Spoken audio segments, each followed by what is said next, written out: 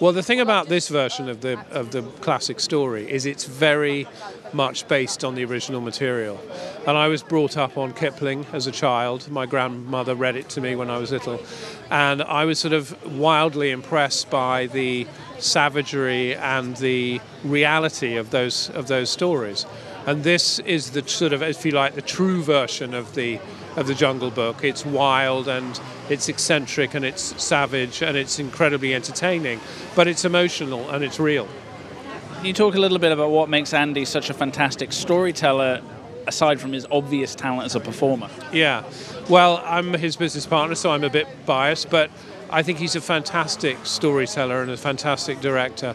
And above all, because he's such a great actor himself, he knows how to pull the most amazing performances from his actors. But he has an overall vision, unlike so many directors. This film is exactly what he set out to make, and that's very unusual. You know, there we were, sort of designing the movie, and 5 years later, that's the movie that's on the screen, and that's very few directors can do that. I think obviously in terms of Andy's unique technical approach to this film, I think when people first heard that this was going to be motion capture and they hear the stars attached, they have images of people in leotards dancing around pretending to be tigers and bears. Can you talk a little bit about what the reality on set was of that process?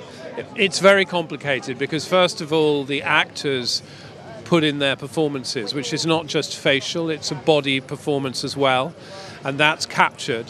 And then that's sort of transported digitally to the set where the remarkable Rowan Chan playing Mowgli has to act against sort of models and people who are, if you like, playing the part that the actors have already played. So it required an enormous amount of technical know-how on Andy's part, but also an extraordinary amount of creative ability from Rohan, who's put in the most amazing performance.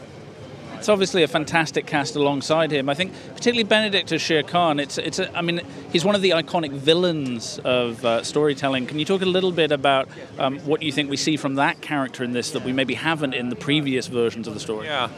Well, it's very interesting because, you know, when we were casting the animals, we wanted to create wanted to create characters and animals that had the spirit of the actor within them, not just the performance. And Benedict's version of Shere Khan is very frightening, slightly theatrical, because Shere Khan in our story is playing a role. He is trying to break down the laws of the jungle, and in order to do that, he's not just using his muscle, but he's using his brain. And that's the fantastic thing about the performance capture process, is the wiles of the human condition are implanted in animal form, and that's an extraordinary thing to watch. Having waited such a very long time to share this film with fans, what made you feel that Netflix was the right forum to do that? Netflix are phenomenal because I think they allow you to tell a story in a real and a fresh and an innovative way. They're not bound by the conventions of the past. So for us, it's absolutely wonderful that come next Friday, you know, it will be landing in millions and millions, hundreds of millions of homes all over the world. You know, and we had a premiere in Mumbai for this, as well as London, as well as at Los Angeles, and they just are truly global to match a film that is truly global, and that's exciting to us.